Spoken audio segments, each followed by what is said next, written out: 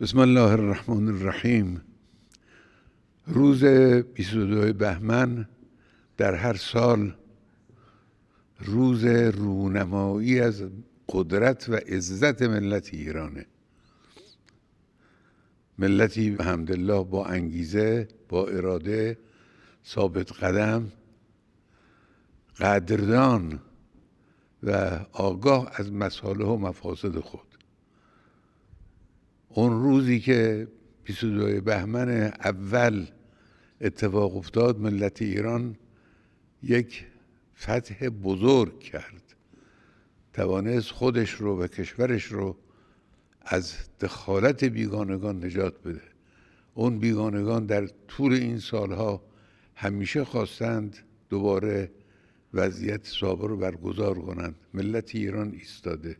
مظهر این ایستادگی روز 22 بهمنه. این راهپیمایی در دنیا بی‌نظیره.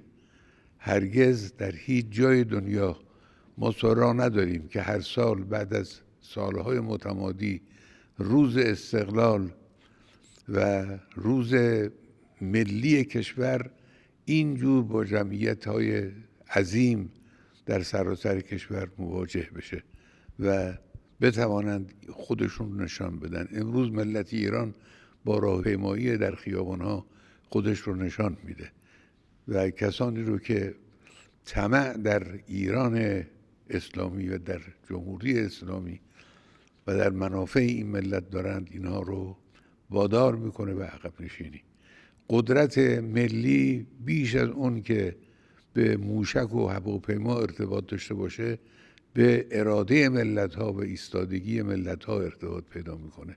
شما الحمدلله ایستادگی رو نشان دادید و اراده خودتون رو نشان دادید در قضایای مختلف.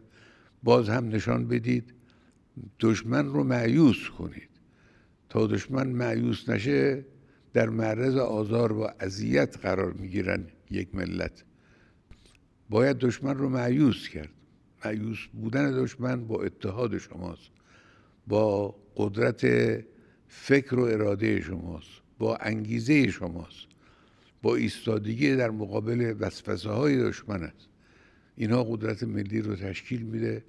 انشاءالله جوانان ما در میدانهای مختلف، در میدان علم، در میدان عمل، در میدان تقوا و اخلاق، در میدان پیشرفت‌های مادی و معنوی هرچی بیشتر بتوانند پیش بروند و اقدام کنند و افتخار برای کشور درست کنند.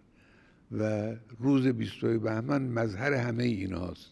در خیابان‌ها همه ظاهر میشوند و شعار میدن و حقایق رو بیان میکنند و همبستگی خودشون رو اعلام میکنند، وفاداری خودشون رو به جمهوری اسلامی ملت ایران اعلام میکنه. امیدواریم انشاءالله این 22 بهمن هم مثل همه 22 بهمن‌های سالهای گذشته شکوه ملت ایران رو مضاعف کنه، افزون کنه و ملت‌های دیگر رو، دولت‌ها و قدرت‌ها و دیگران رو در مقابل ملت ایران وادار به خضوع و خشوع بکنه که انشاءالله همینجور هم خواهد شد.